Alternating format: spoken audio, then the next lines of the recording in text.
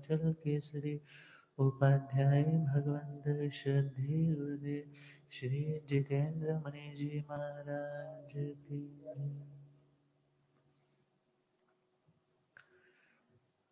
कई जन्मों से भुला रहे हो, कई जन्मों से भुला रहे हो, कोई तो रिश्ता जरूर होगा, कोई तो रिश्ता जरूर होगा, कई जन्मों से भुला रहे हो, कोई तो रिश्ता जरूर होगा, कोई तो रिश्ता जरूर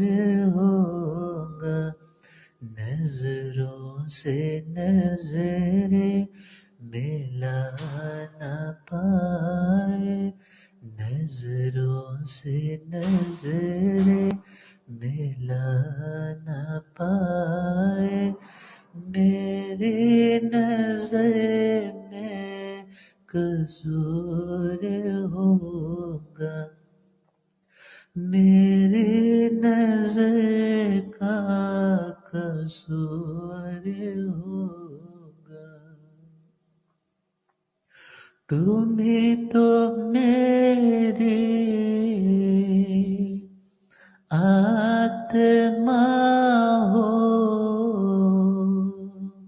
तुम ही तो मेरे परमात्मा हो, तुम ही तो मेरे परमात्मा हो, तुम ही तो मेरी आत्मा हो,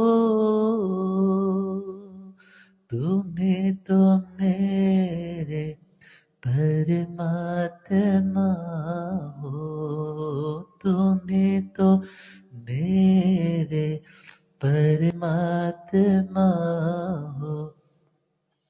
मुझे में रहकर मुझे से पर्दा, मुझे में रहकर मुझे से पर्दा, पर्दा हटाना जरूर होगा, पर्दा हटाना जरूर होगा, कई जन्मों से भुला रहे हो, कोई तो रिश्ता जरूर होगा।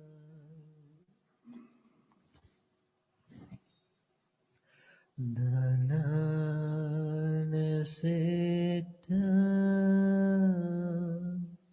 അഭയ പയാണം സച്ചേ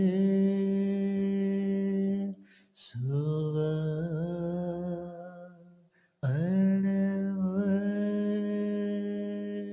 അണവജം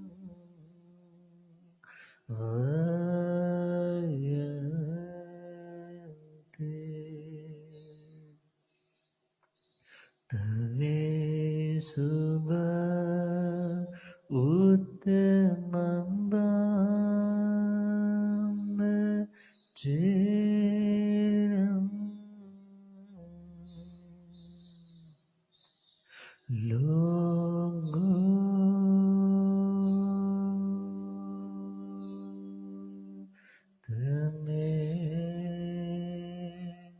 समने नाय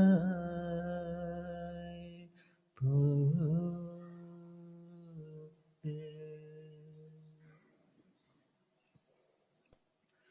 गुरु चरणों में वंदे नमन करेंगे सभी बड़ी श्रद्धा और आस्था के साथ।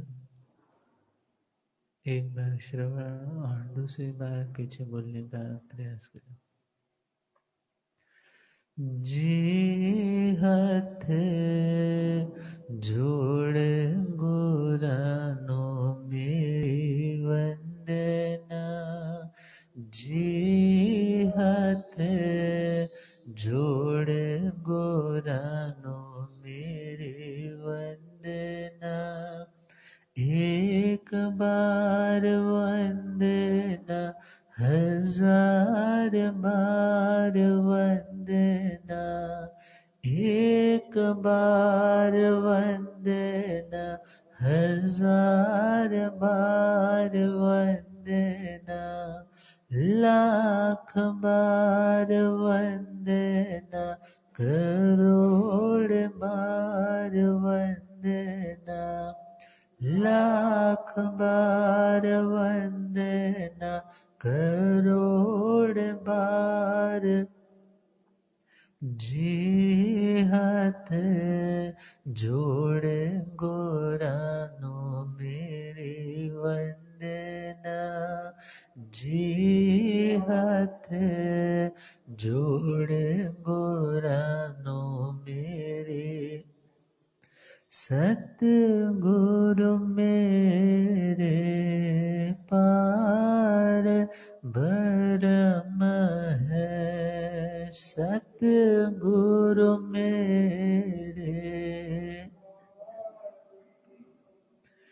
दिन रात जगदी ज्योत अगम है, दिन रात जगदी ज्योत अगम है, जी तेरे द्वारे तो आणो नहीं संगना,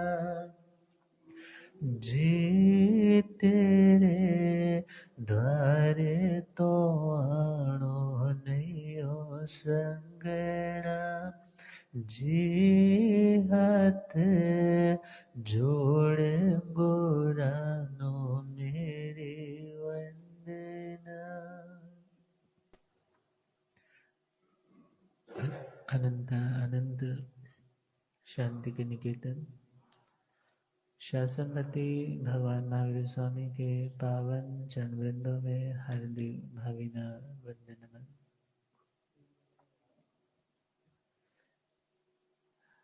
मेरे अंधेरे जन को रोशनी प्रदान करने वाले परम उपकारी आगम ज्ञान के भंडार आगम ज्ञाता आगम पुरुष जिन शास्त्र रतन हिमाचल केसरी उपाध्याय भगवंत श्रद्धे गुरुदेव श्री जितेंद्र मुनि जी महाराज साहब के पावन चरण कमलों में एवं पाठ पर शोभायमान उग्र तपस्वी आदर्श भावी तप शिरोमणि श्रद्धे गुरुदेव श्री रमण मुनि जी महाराज साहब के पावन चरण कमलों में हार्दिक भावना वंदन। धर्म समय उपस्थित धर्म अनुरागियों सुशीलवती माताओं एवं बहन,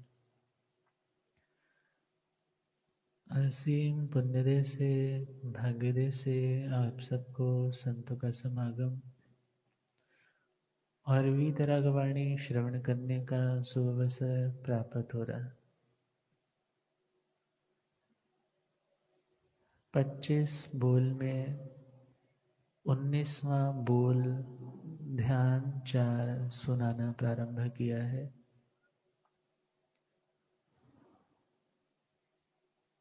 ध्यान हमारे चिंतन की एकाग्रता का नाम है।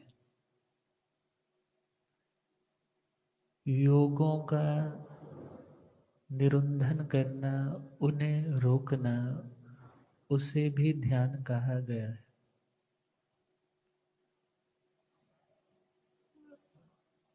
एक ध्यान प्रशस्त कल्याणकारी शुभ आत्मा का हितैषी है और दूसरी कैटेगरी वाला ध्यान हमारी स्थिरता, हमारी आत्मा की शुद्धता, विशुद्धता और परम शुद्धता के शिखरों तक पहुंचाने वाली।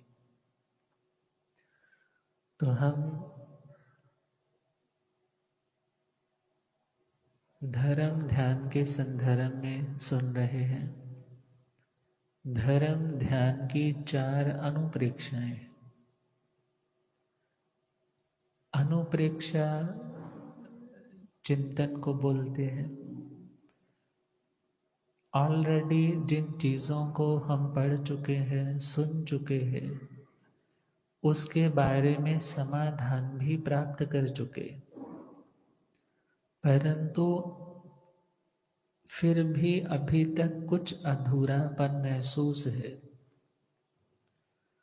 उसको और अच्छे से समझने के लिए, आत्मसात करने के लिए अब अपनी आत्मा, अपना मन, अपनी इंद्रियां सबको संयोजित करके उसके ऊपर चिंतन चलाया जाता है।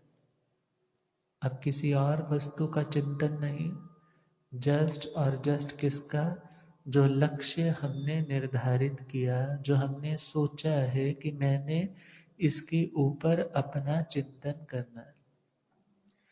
एक चिंतन हमारे स्थिर मन को अस्थिर कर देता है और एक चिंतन हमारे अस्थिर मन को भी स्थिर कर देता है। अब अस्थिरता से स्थिरता को प्राप्त करना ही धर्म का लक्ष्य है और उसके लिए 4 पॉइंट्स दिए हैं। अनिच्चानुपेय, असरणानुपेय। अभी तक हम पहले पे ही चल रहे हैं, अनित्यानुप्रेक्षा। अनित्यता देखा जाए तो पर्यायों की दृष्टि से हर पर्याय अनित्य है, अशाश्वत है, चेंज होने वाली है, उत्पत्ति भी है, स्थिति भी है और विनाश भी। अब विचारना है वह पर्याय द्रव्य के ऊपर ही आई है, एक पदार्थ की ही पर्याय है, अवस्थाएं है। अब उन पर्यायों का जब चिंतन, अनुप्रेक्षा की जा रही है, उससे हमें क्या मिलने वाला है? उसकी अनुप्रेक्षा करने से, उसके ऊपर गहरा चिंतन करने से जो उन वस्तुओं के प्रति हमारा लगाव, आकर्षण या अपनत्व, ममत्व, बंधन जुड़ा हुआ था, वो बंधन शिथिल होने लग जाएगा। जब आपने देखा कि हर वस्तु बदल रही है, छोटा सा उदाहरण ले लो, सुबह सुबह सूर्य उदय हुआ, उसका कलर कैसा है? केसरिया, लाल जैसा। धीरे धीरे बड़ा होने लगा, मीन्स आसमान में, गगन में ऊंचाइयों तक पहुंचने लगा और दोपहर की हीट अब स्कॉर्चिंग लगने लग पड़ी। वही सूरज जो सुबह बहुत अच्छा लग रहा है, बोलते हैं कि सुबह सुबह आप उस सूरज को निहारते हो तो आपकी नेत्र ज्योति विकसित होती है, और वही दोपहर वाला सूरज अब अच्छा नहीं लग रहा। यदि उसकी ओर निहारेंगे तो कहते हैं नेत्र ज्योति जा भी सकती। अब चलते चलते शाम का सूरज भी बन गया और संध्या काल में वह सूरज अपने कार्य को निपटा करके घरों की ओर रवाना होने का संकेत करने लग पड़ा। सूर्य वही है, उसकी स्थितियां, उसकी अवस्थाएं बदल रही है, और जो बदलाव है वह देखा जाए, बदलाव नित्य है, परंतु जो बदल रहा है वो पर्याय अनित्य है। बदलाव होना शाश्वत है, क्योंकि बदलाव तो आना ही आना है। फूल है, सुबह सुबह देखा तो अभी थोड़ा कॉम्प्लेक्सी ऐसे थी, बंद था, सूरज की रोशनी आने लगी, धीरे धीरे विकसित होने लगा, शाम होने लगी, फिर से कुम्हलाने लगा, और कुछ ही दिनों में देखा जो इतना सुंदर फूल था वो मुरझा करके नीचे गिर गया। जब इन अवस्थाओं का चिंतन किया जाएगा तो इन वस्तुओं के प्रति, पुद्गलों के प्रति, पदार्थों के प्रति जो आसक्ति के भाव हैं वो कम होने लग जाते, क्योंकि जब सत्य का साक्षात्कार होता है कि ये पर्याय अनित्य है, मुझे इन पर्यायों में, इन अवस्थाओं में उलझना नहीं है। ये सदा एक जैसी नहीं रहती। बचपन में शरीर कैसा था, जवानी में कैसा, बुढ़ापे में कैसा, इस एक दिन में ही ले लो। सुबह सुबह तो अच्छे से क्लीन होकर के तैयार हो गए, सुबह कितने फ्रेश हो, और दोपहर को अपनी आर्मपिट उठा करके ही देखो तो, कॉलर ही उठा के देखो तो, और शाम तक तो शरीर की क्या दशा हो गई होती। और देखा जाए जब इन पुद्गलों का अनित्यता का चिंतन किया जाता है तो वैराग्य की भावना बढ़ती।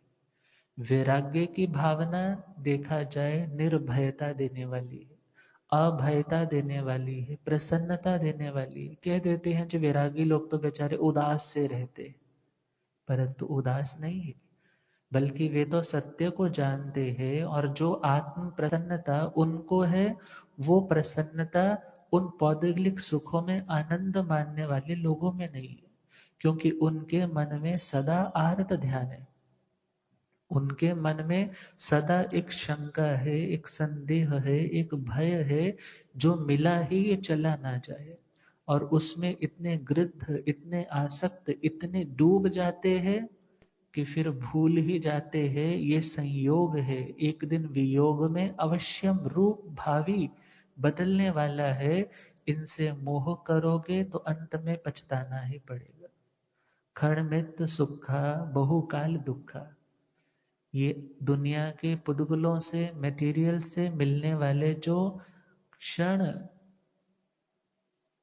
मात्र सुख देने वाले, शॉर्ट लिविंग तो इनका सुख का टाइम ड्यूरेशन है, परंतु जो दुख मिलने वाला, अवसाद मिलने वाला, डिप्रेशन की स्थिति मिलने वाली है, वो बहुत लंबी है।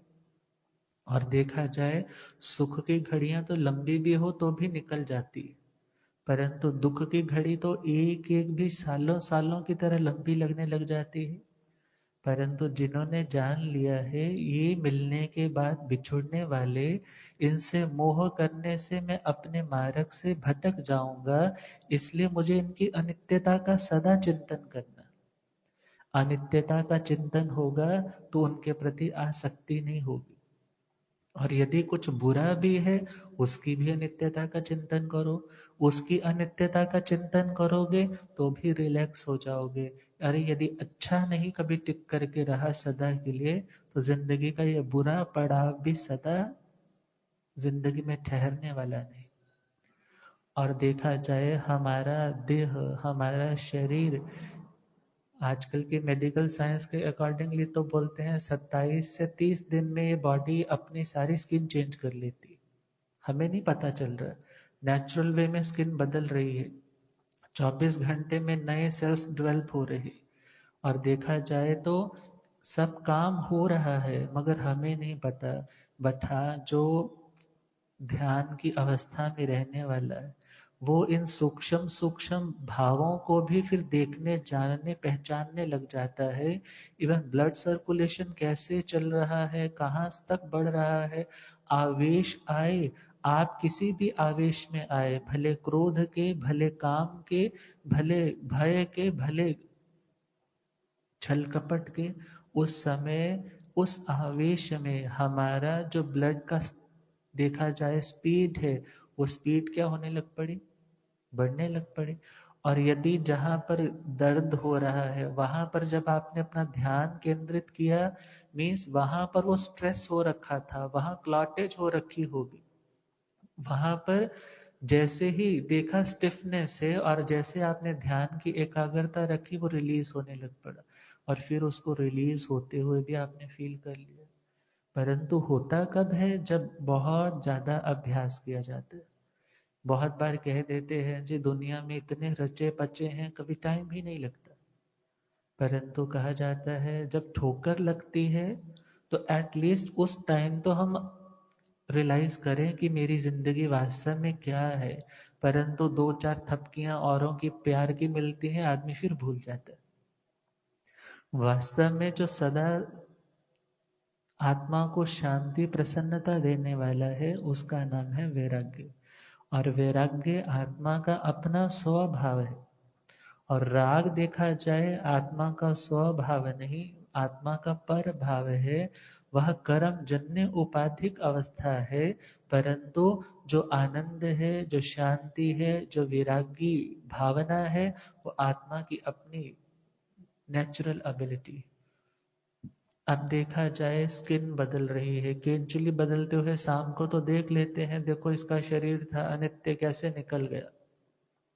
डेड स्किन होती है, हाथों से उतरने लग जाती है, वो चीजें तो दिख जाती, परंतु स्थूलता से सूक्ष्मता की ओर बढ़ते बढ़ते उन अनित्यताओं का चिंतन करते करते हमें अपने नित्य की खोज करने की प्रवृत्ति जागृत हो जाएगी कि मैं नित्य हूं, परंतु मैं अनित्य में इतना क्यों उलझा हुआ हो। हे आत्मा, उस नित्य को पाने के लिए तुम प्रयास करो। ये अनित्य अनुप्रेक्षा का लक्ष्य है। और जिसने उस नित्य को खोज लिया, नित्य को पहचान लिया और उस तक पहुंचने के लिए प्रयास प्रारंभ कर दिया, उसका एक एक क्षण, उसका एक एक कदम उसे मंजिल से जोड़ने वाला है। अब आगे चले, दूसरी अनुप्रेक्षा है अशरणानुप्रेक्षा। शरण बोलते हैं शेल्टर को, शरण बोलते हैं आश्रय को, ओट को। जैसे बोलते हैं जिसका कोई नहीं है तुम मेरी शरण में आओ, मैं तुम्हें सहारा दूंगा। परंतु भगवान ने क्या कहा, तुम अशरण भावना भाओ। कौन सी भावना? अशरण भावना। शरण का मतलब है आश्रय और अशरण का मतलब है आश्रयहीन। अशरण का मतलब क्या हुआ? आश्रयहीन। और विचार करो, दुनिया के लोग अंतिम समय तक आपकी दवाइयों का बोझ उठा सकते हैं, आपको वेंटिलेटर तक भी कृत्रिम श्वास देकर के कुछ देर के लिए जिंदा रख सकते हैं, परंतु जब श्वास उखड़ने लगी, आयुष्य पूरा होने लगा, तो लाखों करोड़ों की क्या सारी संपत्ति भी उनके चरणों में आप सौंप दो तो भी वे आपको कोई बचा सकता है? बहुत बार सुनते हैं महाराज जी बस 2-4 मिनट का डिले हो गया, मैं तो सब कुछ देने के लिए तैयार था, जितनी मेरी प्रॉपर्टी थी मैंने डॉक्टर को बोला तुम सारी प्रॉपर्टी ले लो, परंतु मेरे भाई को जिंदा कर दो, मेरी बहन को जिंदा कर दो, मेरे बेटे को जिंदा कर दो। परंतु वह क्या कहते हैं, यहाँ हम कुछ नहीं कर सकते। अर्थात उस मौत से बचाने के लिए हमारा हेल्प, हमारा सहयोग करने वाला कौन है? भगवान कहते हैं कोई नहीं। एक धर्म ही ऐसा है जो प्रत्येक आत्मा को शरण, सहारा, आश्रय देने वाला है, और वह धर्म ही परंपरा से, प्रवाह से वह स्थान देने वाला है जहां पर जाना है मगर कभी आना नहीं, जहां का संयोग है कभी वियोग नहीं, जिस पर्याय का आदि पॉइंट है परंतु कभी अंत पॉइंट नहीं, और वह कर्मों से मुक्त अवस्था, वह है सिद्ध अवस्था। लोकाग्र में जो कर्म मुक्त सिद्ध बुद्ध आत्माओं की स्थिति है, वह अवस्था, वही सच्ची शरण है। और वह शरण कहाँ से मिलेगी? धर्म के माध्यम से। मंगल पाठ सुनते हैं तो क्या बोलते हैं, चत्तारी शरणं प्रव्रजामि, मैं इन 4 की शरण को ग्रहण करता हूँ। क्यों ग्रहण करता हूँ? बिकॉज आई नो कि दुनिया के जितने भी सहारे हैं सब झूठे हैं, सब मतलब के हैं, सब पुण्य के उदय के कारण सहयोगी बन सकते हैं, परंतु अदरवाइज आपको सहयोग देने वाला कौन है? कोई भी नहीं। पुण्य भी आपके पास है तो वो भी किसकी बदौलत है? धर्म की बदौलत। कुछ अच्छा किया, पुण्य बन गया, अच्छा मिल रहा है, परंतु पुण्य भी एक संयोग है, जब वह वियोग में बदलेगा तो दुनिया में प्रोटेक्ट करने वाला कौन होगा? कोई भी नहीं। इसलिए भगवान कहते हैं कि आप अशरण भावना को भाओगे तो तुम्हें धर्म के प्रति प्रेम जागृत होगा, धर्म के प्रति आस्था जागृत होगी, धर्म के प्रति लगाव जागृत होगा, धर्म करने की रुचि पैदा होगी। कारण क्या, अभी तक तो क्या मान रखा है, मुझे ये प्रॉब्लम होगी, मेरे सिर पे मेरे पिताजी है, मेरे को ये प्रॉब्लम होगी तो मेरा भाई बड़ा पैसे वाला है, वो मेरी हेल्प कर देगा, मेरे को ये प्रॉब्लम होगी तो मेरे ये बच्चे हैं, मेरे किस काम आएंगे, मेरी यही दुख तकलीफ को बताने के काम आएंगे। परंतु देखा जाए जब कर्म उदय की अवस्था आती है, दुनिया के लोग आपके लिए हेल्प करने के लिए भले ही आ जाए, परंतु जो कष्ट, जो वेदना, जो मानसिक आघात आप महसूस कर रहे हो, उस पीड़ा को कोई शेयर नहीं कर सकता। आपके पैर पर पैरालिसिस हो गया, लेफ्ट साइड चली गई, अब सामने वाले लोग आपको आकर के तसल्ली दे देंगे, आपके लिए फिजियोथेरेपिस्ट रख देंगे, बहुत कुछ कर सकते हैं, परंतु जो वेदना आपकी चल रही है, उस वेदना को बताने वाला कौन है? कोई भी नहीं। कौन शरण है? देखा जाए ऐसे में शरण है हमारा धर्म। वह हमें उस टाइम भी सहारा देता है कि ये तेरे कर्म का उदय है, तू शांत रहे, और यह शरीर भी नश्वर है, ये भी सदा रहने वाला नहीं है, तू अशरीरी है। उसकी भावना, उसकी चिंतना कर, उस आत्मा की गवेषणा कर, इस दुनिया के प्रपंच में उलझने की जरूरत। कोई अच्छा कर भी रहा है तो यह सोच कि तेरा पुण्य है इसलिए अच्छा हो रहा है, तूने समय रहते कुछ अच्छा कमाया है, आज वो काम आ रहा है। और सामने वाला यदि अच्छा कर रहा है तो वह यह ना सोचे मैं कर रहा हूं, बल्कि यह सोचे कि मैं इसकी सेवा करके इसके ऊपर उपकार नहीं कर रहा, बल्कि किसके ऊपर उपकार कर रहा हूं? स्वयं के ऊपर उपकार कर रहा हूं। आप साता दोगे तो साता मिलेगी, आप सेवा करोगे तो सेवा करने वाले भी मिल जाएंगे। परंतु यदि आप मात्र यह सोचते हो कि मैं करूं कराऊं कुछ नहीं, परंतु मेरी सेवा भी होती रहे, और बहुत बार कह देते हैं महाराज जी उन्होंने तो कोई सेवा नहीं की, उनकी तो सभी सेवा करते थे, परंतु इस जन्म को तो देख रहे हैं, पूर्व जन्मों की उनकी पुण्य की कमाई को कौन देख रहा है? और देखा जाए यदि कोई भी साथ नहीं दे रहा, ऐसे में भी यदि हमें कोई शरण खोजनी है, उस समय शरण है धर्म की शरण। अन्यथा दुनिया में सभी अशरण ही है, अर्थात आपको सहारा आश्रय ओट देने वाले नहीं। इस अशरण भावना का चिंतन किया था अनाथी मुनिराज ने, सुनते हैं। और उस अध्ययन में महानिर्ग्रंथ ये 20वां अध्ययन आता है, और वहां पर उनकी सारी स्टोरी को पहले भूमिका के रूप में प्रस्तुत किया जाता है कि उन्होंने दीक्षा किस प्रकार से ली। दाह ज्वर ऐसा पैदा हुआ, ऐसा फीवर आया कि देह में मानो आग लगी है, अंग अंग टूट रहा है, सहा नहीं जा रहा, रहा नहीं जा रहा, मन कहता है प्राण निकल जाए तो अच्छा है, मेरे कारण सब लोग इतने ज्यादा कष्ट में है। परंतु सब लोग क्या सोचते हैं, हमारे पास साधन है, हम इनकी सेवा करेंगे, परंतु जब बीमारी लंबी होने लग जाए तब व्यक्ति क्या सोचता है, अब यहाँ से चला जाऊं, मुक्त हो जाऊं तो अच्छा है, ये लोग भी फ्री हो जाएंगे। अपना ही शरीर अपना ही शत्रु लगने लग जाता है, अपने ही सभी इर्द गिर्द रहने वाले लोग इस तरह महसूस होते हैं कि ये पता नहीं किस मजबूरी से बंद करके मेरी सेवा कर रहे, और ऐसा चिंतन उनके मन में भी आ रहा है। लगभग 6 महीने बीत गए, अभी तक वो बुखार जाने का नाम ही नहीं ले रहा, और ऐसी तड़पन है, ऐसा कर रहे हैं, परंतु कुछ भी नहीं हो रहा। उस समय उन्होंने लास्ट समय, अंधेरा है रात्रि का, और क्या मन में संकल्प किया कि यदि यह मेरी वेदना दूर हो जाए तो मैं सुबह के सूरज उदय होते सार ही खंतो दंतो निरारंभो, कि मैं क्षमाशील, इंद्रियों का दमन करने वाला, जय काय की रक्षा करने वाला अणगार बन जाऊंगा। और हम चले नमीराज ऋषि जी पे, जब कंगन घिसे, कंगनों की आवाज आ रही थी, रानियों ने एक एक कंगन रख लिया, आवाज नहीं आई। मंत्री से पूछा आवाज नहीं आ रही, क्या चंदन घिसना बंद कर दिया?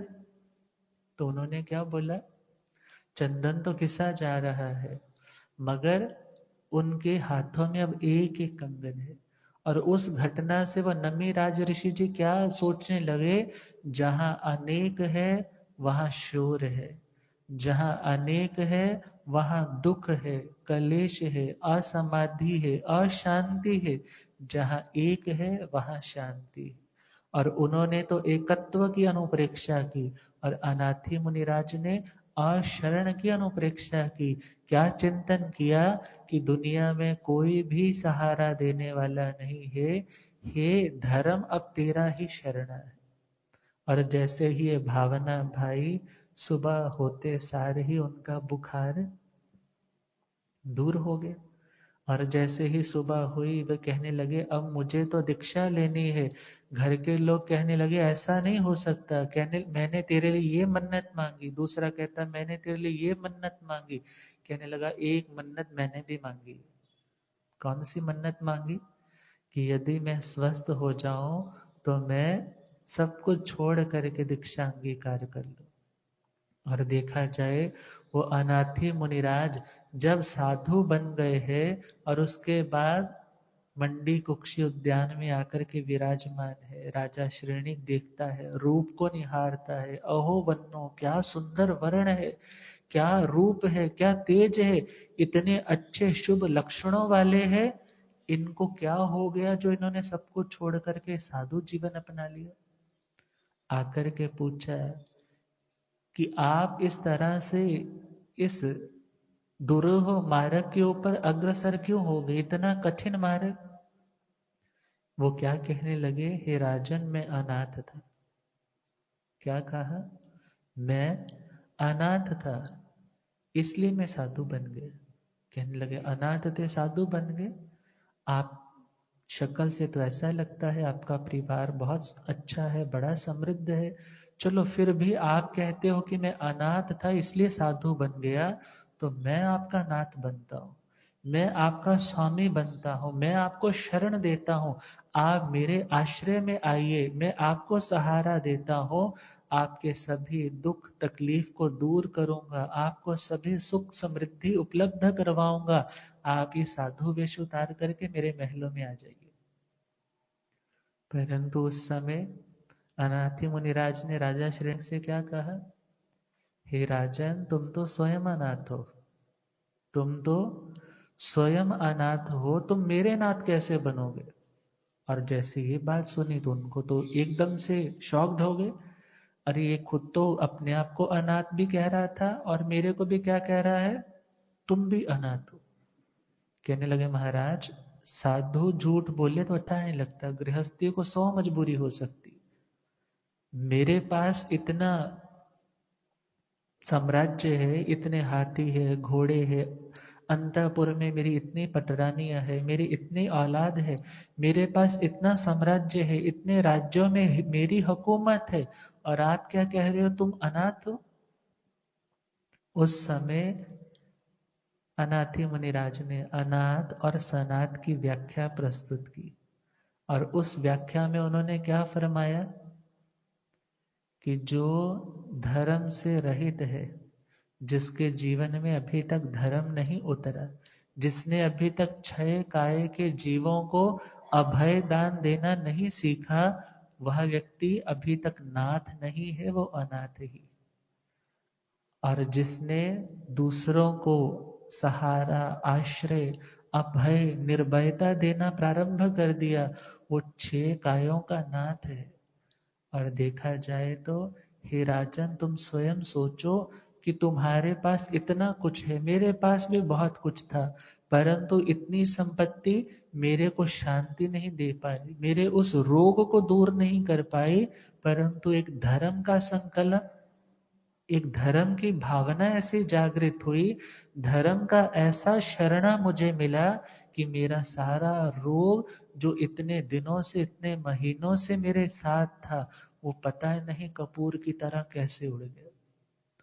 देखा जाए अनाथ वह है जिसके पास धर्म का आश्रय नहीं, जिसके पास सम्यक ज्ञान, सम्यक दर्शन, सम्यक चारित्र नहीं, जिसके पास 5 समिति, 3 गुप्ती नहीं, 10वें यति धर्म नहीं, वह व्यक्ति अनाथ है।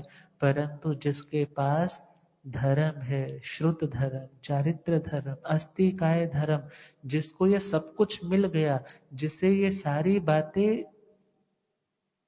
पता चल चुकी है, अब वह व्यक्ति अनाथ नहीं है, वह व्यक्ति सनाथ है।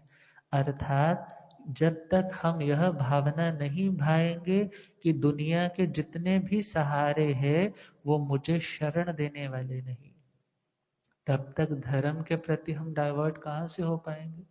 हमने तो यही वहम पाल रखे हैं, मेरे को ये हो जाएगा तो मेरे लिए ये वो कर देगा, मेरे को यदि ये घाटा पड़ेगा तो मेरा ये रिश्तेदार हेल्प कर देगा। परंतु वो कब तक करने वाला है, जब तक पुण्य आपका है। परंतु पुण्य का बैलेंस कम होने लगा तो कोई पूछने वाला नहीं। और भगवान क्या कहते हैं, जब तुमने इस सत्य को स्वीकार किया कि दुनिया में धर्म के अलावा आत्मा को शरण देने वाला कोई नहीं है, तभी तुम धर्म के मार्ग पर आगे बढ़ पाओगे। नमोत्थणम के पाठ पे भगवान के लिए बोलते हैं ना, शरण दे आना। जो शरण देते हैं, जो आश्रय देते हैं, दुनिया के लोग जिनको ठुकरा देते हैं, धर्म उनको भी सहारा देता है। और देखा जाए चौथा अध्ययन है असंस्कृत, वहां पर क्या फरमाया, वित्तेण ताण न लभे पमत्ते इमं मिलोए अधुवा परट्ठा दीव पणट्ठे व अनंत मोहे नेयाव दट्ठुम दट्ठुमेव। जो व्यक्ति यह सोचता है ये धन मेरी रक्षा करेगा, आप धन से पहरेदार बाहर खड़े कर सकते हो, परंतु मौत को तो पहरेदारों से कोई रुकावट ही नहीं। आप धन के माध्यम से बहुत अच्छे अच्छे गद्दे, बहुत अच्छा अच्छा सामान, सुविधाएं ले सकते हो, मगर धन से आप शांति नहीं ले सकते। धन से साधन आ सकते हैं मगर साधना नहीं आ सकती। धन से आप बहुत कुछ ले सकते हो मगर सब कुछ नहीं ले सकते। इसलिए क्या कहा, वित्तेण ताण न लभे पमत्ते। जो व्यक्ति प्रमादी है, धर्म से दूर है, धर्म के प्रति लापरवाही करने वाला है, धर्म के प्रति टाल मटोल वाला दृष्टिकोण है, कल कर लेंगे, परसों कर लेंगे, याद रखना दुनिया के सभी संबंध अंतिम समय आपको बचाने में असमर्थ हो जाएंगे। जिस तरह से एक हिरणों के झुंड में से जब एक शेर दूर से दहाड़ता हुआ आता है तो किसी भी मृग को पकड़ता है तो बाकी मृग देखते ही रह जाते हैं और वह उसको बीच में से उठा करके ले जाता है। और चले तो चिड़िया, चिड़ी बोलते हैं ना, पक्षी छोटे छोटे, वो तो अपने परिवारों के साथ बैठ करके अपनी दुनिया का आनंद ले रहे हैं। पता नहीं किधर से वो बाज आता है और पूरे के पूरे उस झुंड में से उसको उठा करके ले जाता है, बाकी सब देखते रह जाते हैं। देखा जाए तो बचाने वाला कौन है?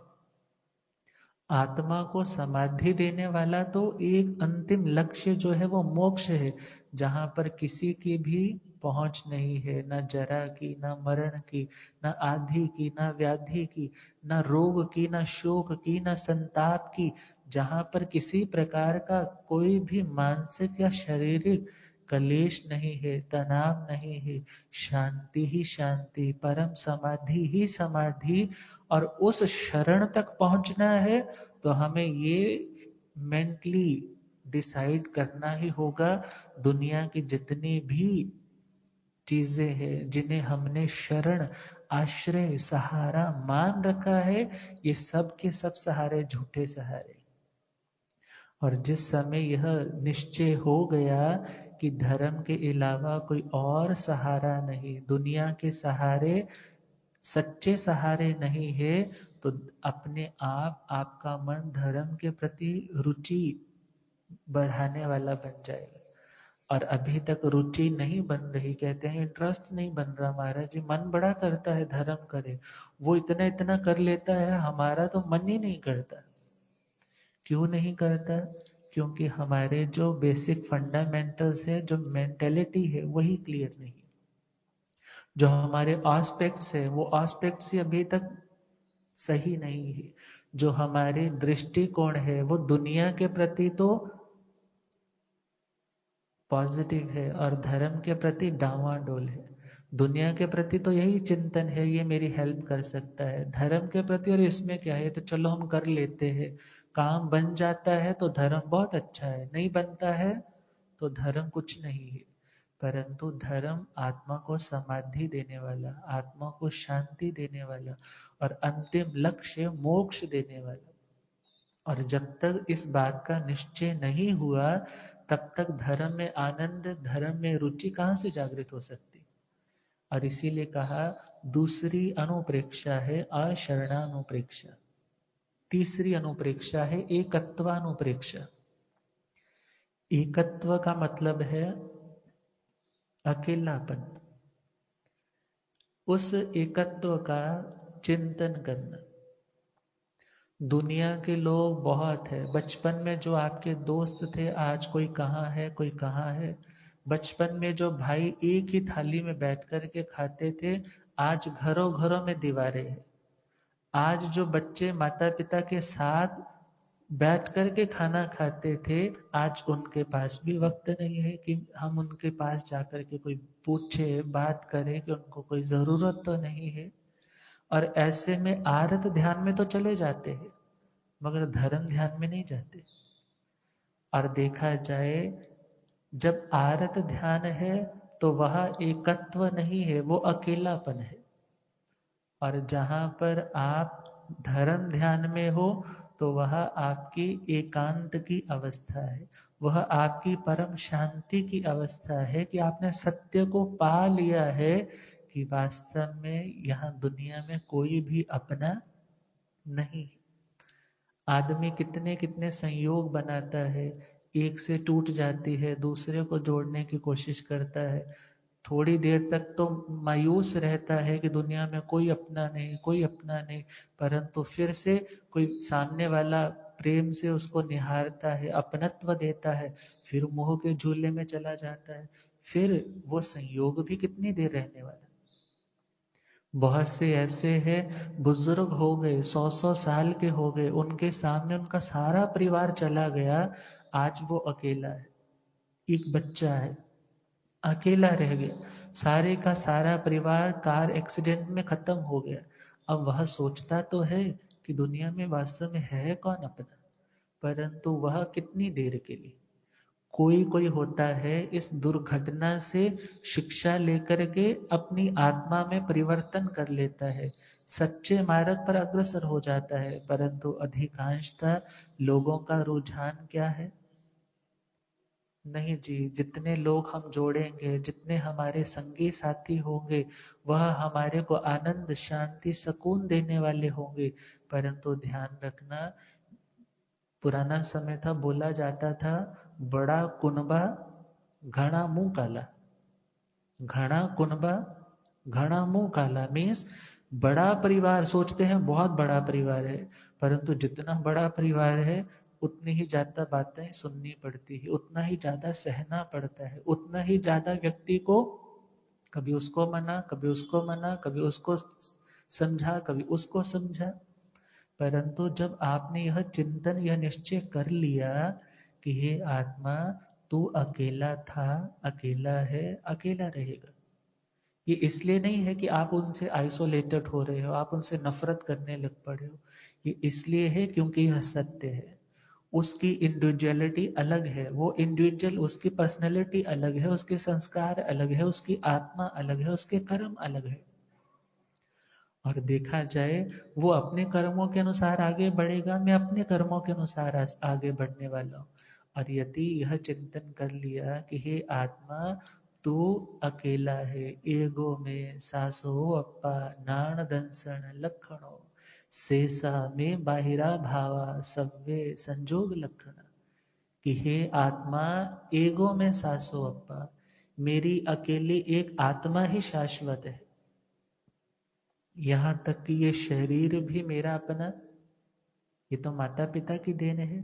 भले मेरे उस कर्म के उदय के कारण मुझे मिला, परंतु कर्म भी कौन सा मेरे है? मेरे मतलब सदा मेरे साथ रहने वाले। कर्म का भी संयोग है, उसका भी वियोग है। कर्म की भी एक स्थिति है, एक उसकी मैन्युफैक्चरिंग डेट है, एक उसकी एक्सपायरी डेट है। परंतु देखा जाए तो उन कर्मों के कारण मिले हुए सारे संयोग, ये सारे विभाव मेरी आत्मा के अपने स्वभाव नहीं। ईगो में सासो अप्पा नाण दंसन लक्षणों, ज्ञान और दर्शन, ज्ञाता और दृष्टा, निश्चय से मेरी आत्मा का अपना लक्षण है, अपना स्वरूप है, जो मुझे बाकी सब पदार्थों से डिस्क्रिमिनेट कर देता है, अलग कर देता है, भिन्न कर देता है। शेषा में बाहिरा भावा, बाकी के भाव बाहर के, बाहर के अर्थात मेरे अपने नहीं है, इम्पोज्ड है, उपाधि रूप है। परंतु जो मेरा है वो मेरे पास है, मेरे साथ है, मेरा अपना है। परंतु बाकी का जो कुछ भी है वो सारे का सारा पसारा मेरा नहीं। और जब इतना चिंतन दृढ़ होने लग पड़ा एकत्व भावना का कि हे आत्मा, अकेला आया अकेला जाएगा, और इसके लिए क्या बोलते हैं? आप अकेला अवतरे, मरे अकेला होए, यूं कब हो या जीव को साथी सगो ना कोई। जब आए थे तब भी अकेले थे, जब जाना है तब भी अकेले जाना है। कोई कहते महाराज जी बहुत से लोग तो ट्विंस ट्विंस चार चार जाने पैदा होते हैं, तो आपने तो कहा तो आया था अकेला। और बहुत बार वो लोग इकट्ठे एक्सीडेंट में मर भी जाते हैं, परंतु याद रखना कर्म सभी का अलग अलग है। ये जरूरी नहीं है फिर चारों at the time same time पे मरे हैं तो सेम जगह पे पैदा हो। पता नहीं कर्म पूर्व जन्मों के काउंट होते होते कहाँ कहाँ कहाँ पहुंचेंगे, कुछ नहीं कह सकते। इसलिए देखा जाए अकेला आया अकेला ही जाएगा। फिर किसके साथ मोह करना, किसके साथ घृणा करना। व्यक्ति यह सोचे जैसे हाईवेज होते हैं, एक हाईवे पे गाड़ी चल रही है, दूसरे वाली लेन पे दूसरी गाड़ी चल रही है, 6 लेन है सपोज, 6 तरह से गाड़ियां चल रही है। हमें तो यह सोचना है यहाँ इस दुनिया में तो ढेरों सारी लाइनें हैं, एक दो नहीं है, और हर आदमी की लेन अपनी है। हर आदमी की लाइन कौन सी है? अपनी है। मुझे किसी से भिड़ने की जरूरत नहीं है, मुझे किसी के साथ compete करने की जरूरत नहीं है। मेरा अपना रास्ता है, उसका अपना रास्ता है। और जब एकत्व भावना से बढ़ोगे तो शांति से मजे से बढ़ोगे। क्यों? क्योंकि आपकी सड़क बिल्कुल खाली है। और जब आप दूसरों की लाइन में घुसने की कोशिश करोगे या दूसरों को अपनी लाइन में आने की इजाजत दोगे, तभी आप दुखी होने लगोगे, तभी एक्सीडेंट्स की संभावनाएं बढ़ने लगेगी। परंतु जब आपने यह सोच ही लिया ये मेरी अपनी लेन है, मेरी अपनी लाइन है, ये मेरा राजमार्ग है और मेरी आत्मा है, मैंने इस मार्ग को चयन किया है, तो मुझे इस पे बढ़ना है, मुझे किसी से प्रभावित नहीं होना, मुझे अप्रभावित रहते हुए आगे बढ़ना है। और यदि ऐसी एकत्व भावना का चिंतन है, नमी राज ऋषि जी की तरह, जहाँ अकेला है वहाँ शांति है, सुकून है, समाधि है, और जहाँ बहुत है वहाँ दुख है। गुरुदेव पधारे। ओ रब मेरा सतगुरु बन के आया मैं, ओ रब मेरा सतगुरु बन के आया मैनू, ओ मैनू वेख लैण दे के मत्था टेक लैण दे, ओ मैनू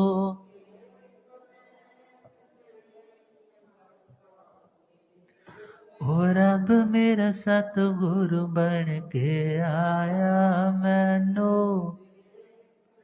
ओ चिट्टा चोला मुख ते पट्टी हंसा वाली चाल अनोखी, चिट्टा चोला मुख ते पट्टी हंसा, ओ इत्थे चुकदा ए संसार मैनू वेख लैण दे, ओ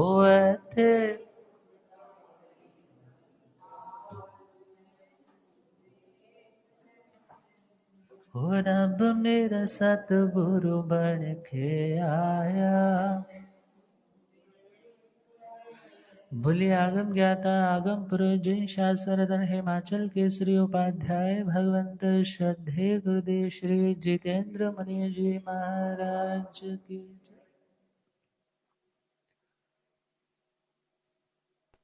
जिसने एकत्व भावना की अनुप्रेक्षा करना प्रारंभ कर दिया, उस व्यक्ति की शांति बढ़ने लग जाएगी।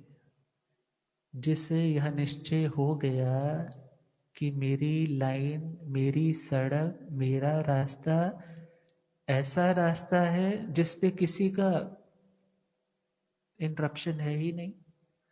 हम किसी को इजाजत देंगे तो एंटर करेगा ना, और हम इजाजत देते हैं, हम उसके बारे में सोचना शुरू करते हैं तो दुखी होने लग जाते। हमने इजाजत ही नहीं दी, हम अपने एकत्व भावना के उसी ट्रैक पर बढ़ रहे, वो सड़क बिल्कुल खाली है और चलते रहेंगे, फलते रहेंगे, अपनी मंजिल तक पहुंच जाएंगे। और यदि उसी माहौल में रहे, उसने ऐसा कर दिया, कभी उसकी सड़क पे आ गए, कभी उसकी सड़क पे चले गए, कभी उसको एंट्रेंस दे दी, तो कभी शांति आने वाली नहीं। और नमी राज ऋषि जी से तो इंद्र महाराज ने ब्राह्मण वेश के रूप में क्या कहा था कि आप ये सब कुछ छोड़ करके क्यों साधु बनने जा रहे हो, देखो आपके पास इतना कुछ है। परंतु उन्होंने क्या कहा था, बहुमुखु मुड़िनो बद्धं अणगारस भिक्षुणो सवो विपमुखस एगंत मणुपस्सो।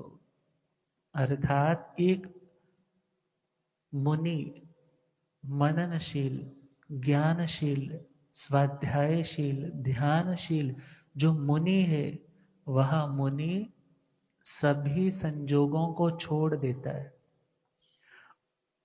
अणगारस भिक्षुणो, और अपना कोई मकान भी नहीं बनाता, भिक्षाचरी के द्वारा निर्दोषता के अनुसार अपनी देह की यात्रा को भी संपन्न करता है।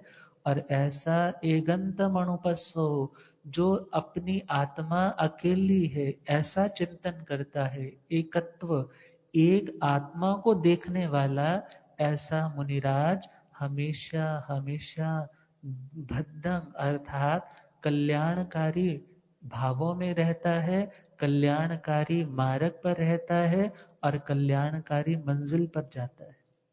किसके माध्यम से? इस एकत्व भावना के माध्यम से। और जब चिंतन आता है कि दुनिया में लोग तो बहुत है, महाराज जी वो तो मेरी बड़ी केयर करता है, मैं कैसे सोच लूं कि मैं अकेला हूँ, मेरी तो इतनी बड़ी फैमिली है, मेरे सब लोग तो मुझे बिना पूछे कुछ करते ही नहीं है। परंतु विचार करो, जब अंतिम समय आने वाला है तो साथ कौन जाने वाला है? यदि सपोज कोई पाप कर्म उदय में आ गया और आपके ऊपर वो सारी बात आ रही है, तो उस समय वो दोष अपने सिर लेने वाला कौन होगा? कोई भी नहीं। इसलिए क्या कहा, वो सब लोग पराए ने, सब लोग पराए ने, चितात चढ़ाउणगे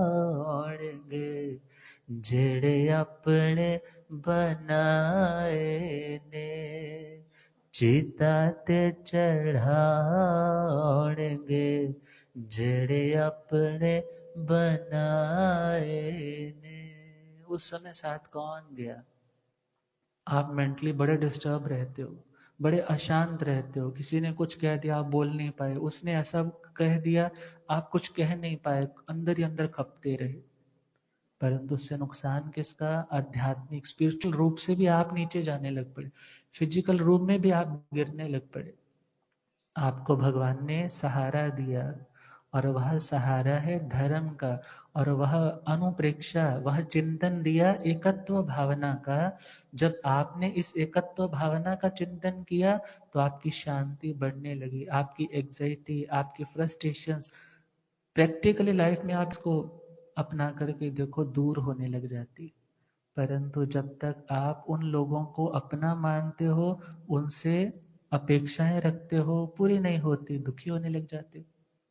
और जब वह शाश्वत सत्य आपको रियलाइज हो गया कि अकेला हूँ, अकेला था, अकेला रहूंगा, और प्रत्येक आत्मा का अपना अपना कर्म है, इसलिए मुझे ज्यादा सिर खपाई करने की जरूरत नहीं है। समझाना पड़े तो कभी माँ कहती है महाराज जी गुस्से में बोलना पड़ता है तो मेरे पाप बंधते हैं, तो ध्यान रखना होगा। आपका हृदय यदि निर्मल है, भाषा में कठोरता है, हित बुद्धि है, तो वहां पर हम यदि कहें कि भाषा का दोष है, कठोरता, उससे पाप बंधा भी, तो उसके बाद आपने अपनी आलोचना कर ली। बच्चे के कपड़े गंदे हैं, डायपर चेंज करना ही पड़ा है, डायपर इसलिए चेंज किया जा रहा है मेरा बच्चा तकलीफ में ना रहे, परंतु अपने हाथ भी तो गंदे नहीं रखे जाते, उनको भी तो स्वच्छ बनाया जाता है। और जिस समय यह चिंतन आ गया कि मुझे अब खपना नहीं है, मुझे अब ज्यादा परिवार से, दुनिया से, समाज से भी मोह नहीं रखना, मात्र किसका चिंतन करना, जैसे हमारे आचार्य भगवान कहा करते हैं, तुम बस इतना जान लो कि तुम आत्मा हो। और जिसने यह जान लिया कि तुम आत्मा हो, अकेले थे, अकेले हो, अकेले रहोगे, तो दुनिया के प्रति मोह, आसक्ति कम होने लग जाती है। और फिर वह व्यक्ति अपनी आत्मा को धर्म के मार्ग पर, जो उसे और अपलिफ्ट करने वाला है, उस पर बड़ी रुचि के साथ आगे बढ़ता है। चौथी अनुप्रेक्षा है संसाराणोपेह। जो संसरणशील है, जो प्रगतिशील है, जो परिवर्तनशील है, उसका नाम है संसार। जो आज कुछ है, कल कुछ है, उसका नाम है संसार। जिसमें कभी अपने पराये हो जाते हैं, पराये कभी अपने हो जाते हैं, इसका नाम क्या है? संसार है। जहां सबका भला करने पर भी बहुत बार इन रिटर्न आदमी को दोषों का सामना करना पड़े, और बहुत बार गलत करने पर भी अच्छे अच्छे तगमे मिल जाएं, उसका नाम क्या है? संसार है। परंतु इस संसार में भी देखा जाए, 4 गतियां है, 84 लाख जीवा योनियां है, और आत्मा यह चिंतन करे, ए गया देवलोएसु नरेसु भी ए गया आसुरं काया आहा कम्मे हिं गच्छई। तीसरा अध्यान, तीसरी गाथा, श्रीमद उत्तराधन जी सूत्र। ए गया देवलोएसु, कभी तो अच्छे कर्म किए, सराग संयम, संयमा संयम, अकाम निर्जरा, बाल तप, देवलोकों में पैदा होगा। और कभी कुछ निकम्मे कर्म किए होंगे, उससे थोड़े कम वाले अच्छे कर्म किए होंगे, तो आसुरी काय अर्थात असुर कुमार आदि में पैदा हो गया। परंतु और घटिया कर्म किए, साधना में बहुत बहुत दोष, आरत, रौद्र ध्यान, भयंकरता के साथ सेवन किए, अशुभ लेश्याएं थी, नरकों में पैदा हो गए। और ये सारा कुछ किसके कारण है? आहा कम्मेसु, आहा कम्मे हिं गच्छई, अर्थात यथा कर्म, जैसा कर्म वैसा भुगतान। और इसी के अनुसार मनुष्य गति है, त्रियंचों का संसार है, वहां पर ये जीव जाता रहा है। और भगवान क्या कहते हैं? समावन्नाण संसार रे नाणा गोता सो जायसु कम्मा नाणा विहा कट्टु पुढ़ो विसंभिया पया। कि इस आत्मा ने, इस प्रजा ने, आत्मा को प्रजा भी बोलते, प्रकर्षण जायते इति प्रजा, अर्थात जो अपने ही कर्मों के कारण नए नए रूपों में पैदा होता है, प्रकट होता है, उसे प्रजा बोलते। और इस आत्मा ने समावन्नाण संसारे नाना गोता सु जायसु, कि इस संसार में भिन्न भिन्न गोत्रों में, भिन्न भिन्न जातियों में, भिन्न भिन्न स्थानों में जाकर के जन्म लिया, अपनी पर्याय को पूरा किया, और उस आयुष्य की पूर्ति पर मृत्यु को भी प्राप्त किया। और भिन्न भिन्न प्रकार के कर्मों के कारण इस आकाश, इस लोकाकाश का एक भी प्रदेश ऐसा नहीं है जो इसने अछूता छोड़ा हो। अछूता छोड़ा हो मीन्स एक भी प्रदेश ऐसा नहीं है जिसको इसने टच ना किया हो, जहां जन्म ना लिया हो, वहां से मरण ना किया हो। अर्थात इस लोकाकाश का एक भी स्थान ऐसा नहीं है जहां पर इस आत्मा का जन्म और मरण 1 2 3 बार नहीं, अनंत अनंत बार ना हुआ हो। एक भी प्राणी ऐसा नहीं जिसके साथ अच्छा या बुरा संबंध एक दो बार नहीं, अनंत अनंत बार ना जुड़ा हो। आज जो माता है, पता नहीं किन्हीं जन्मों में वो पिता होगी, कभी पत्नी थी, कभी बेटा थी, कभी बहू थी। आज जो माता है, आज जो पिता है, आज जो बच्चे हैं, आने वाले भविष्य में क्या बनने वाले हैं। अब देखा जाए तो आज इस जन्म में तो बोल देते हैं कि ये मेरी पत्नी है, ये मेरी पत्नी है, ये मेरे बच्चे हैं, परंतु पूर्व में कितने कितने ये रिश्ते बन चुके हैं। और जब इस संसार की इस अनुप्रेक्षा, इस चिंतन को हम गहरा करते चले जाते हैं, तो हमारा मोह कम होने लग जाता है। तो हम सोचते हैं, अरे जो आज तक अपना बना ही नहीं, उन्हें अपना मानने की भूल मैं क्यों कर रहा हूं। भले आज दुनिया के धरातल पर ये रिश्ते उनकी नजरों में लगते हैं, ये इस जन्म के रिश्ते हैं, 7 जन्मों तक चलेंगे, परंतु अनंत अनादि काल से कितने कितने वो रिश्ते जुड़े, कितने कितने टूटे, क्या वो रिश्ते आज तक शाश्वत रहे? नहीं रहे। जब वो नहीं रहे तो ये कौन सा रहने वाले। और जब ऐसा चिंतन करोगे तो आत्मा का ख्याल आए, तब उस समय वो आत्मा क्या चिंतन करेगी। हो ना तुप रैणी ना छा बंदिया, हो ना तुप रैणी ना छा बंदिया, ना प्यो रैणा ना मां बंदिया, हो ना तुप रैणी ना। समझ आ रहा है? प्रेम से गुनगुना लो, लास्ट ही है। ओ ना तुप रैणी ना छा बंदे, ओ ना प्यो रैणा ना मां बंदे, ओ ना तुप रैणी ना।